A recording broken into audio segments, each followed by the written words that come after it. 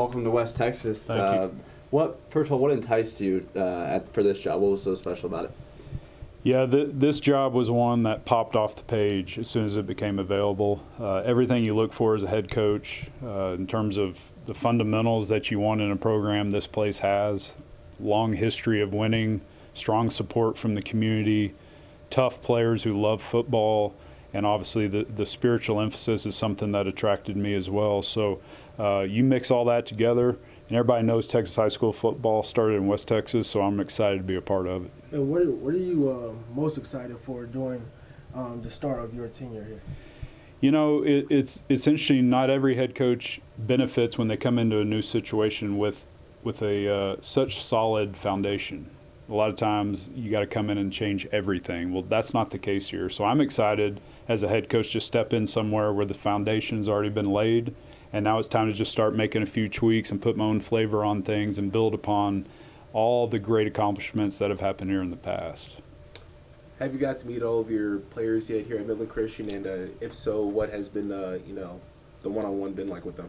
Yeah, we had our first team meeting today, and it was a very good talk. That's a very important talk a head coach has to give, the first time he gets in front of his team. But we're going to take some time here, and we're going to talk about who we are, why we do the things we do, what is the foundation that's already been laid, avoid the temptation to just dive in and go right into football. And I think that'll pay dividends in the long run, and I'm really excited about this group. And obviously it's still really early in the journey, but this program has been to the playoffs the last 9 years. How do you make that 10? One day at a time. We're going to be a team that focuses on what is required to get to where we want to go rather than the destination itself. And so today's March 24th. We got a chance to get better today. We're just going to put our head down, go to work, start stacking days of improvement like that upon themselves, and then they'll let us know at the end of the season how good we got. And what are you going to bring from your 3 years of coaching at Austin Wesley? Yeah, there's a familiarity with a lot of our opponents around the state in TAPS, but what do I bring? I bring attention to detail. I bring a clear focus. That comes from kicking a ball between 2 yellow posts for so long. Your job's pretty precise, and so I'm going to empower these coaches that are here to use their skill sets and pour into these boys. And like I said, we're just going to put our head down. We're going to go to work. We're going to stack day after day. We're going to be intentional about what we do. We're going to honor God in everything we do. And then we're going to get to where we want to go, but not at the expense of losing focus on today.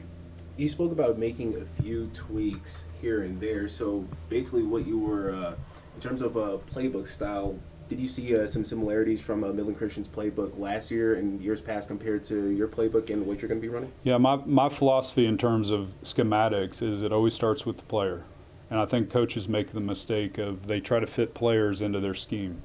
I want to be the kind of coach that we take into account who are we, what can we do, what are our strengths, what are our weaknesses, and then we fit the scheme around the player. And so there's going to be a time here where we got to get to know these players, figure out who this year's team is going to be, and then we will develop the schematics around that. And after a long NFL career, what made you want to coach high school football after that? There's obviously a lot of avenues after playing professional football, but what made you want to coach high school football, especially in Texas? There's 2 reasons I've always wanted to coach high school football. One, my granddad was a Texas high school football coach in Iowa Park, Texas, right outside Wichita Falls. So I knew about that as my earliest memories were the old tales of granddad coaching.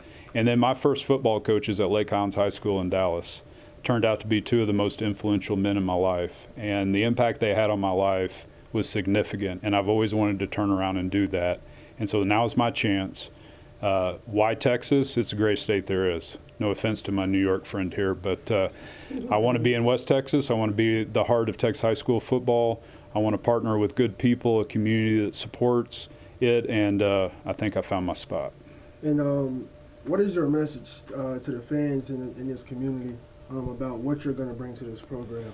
Yeah, the fans, I tell them to buckle up. It's going to be a great ride. We're going to include them in it. We're all in this thing together. And at the end of the day, holding a championship trophy up is what they all want, but they're going to be more proud of the way we do it. And so I'm inviting them to come be a part of it. Coach, just as a side joke, to be fair with you, living in Texas is a lot easier than living in New York in terms of prices. So credit to Texas on that part. Yep. But going back to what you said about, your grandfather was coaching, just wanted to ask, what do you think he would say if, what do you think he would say, like, or what he has to say about you coaching right now? I think my granddad would say I was nuts. He used to joke, "Aren't you glad your job doesn't depend on 17-year-old boys doing the right thing?" But all kidding aside, I feel like I'm carrying on the family business. I love the opportunity to use football to teach these young men something bigger than that. And we just get to use football to do that. And so I think my granddad would be proud, and I'm going to try to work my brains out every day to live up to the example he set for me. And how would you describe your time at Hyde Park and Austin in those 3 seasons? Yeah, really proud of what we were able to accomplish there. That was a complete rebuild. There wasn't a whole lot going on when I got there, and so the things we were able to accomplish, they had won 2 games in 3 years, and we made the playoffs all 3 years. Really proud of that.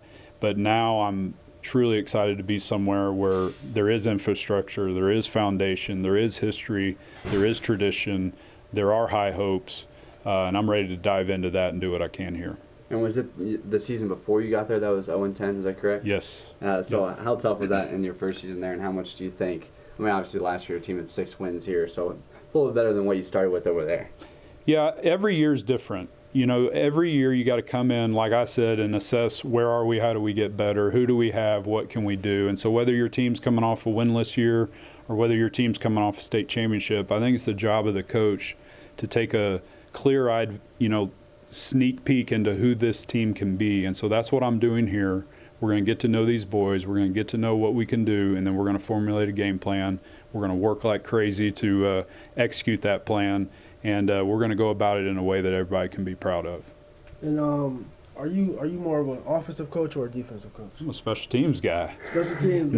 No, He's a kicker. I love it all. When you coach special teams, you're coaching both offensive philosophies and defensive. So it's really hard to answer that question. I think I probably enjoy watching offense more, but as a head coach, my job is to coordinate all 3.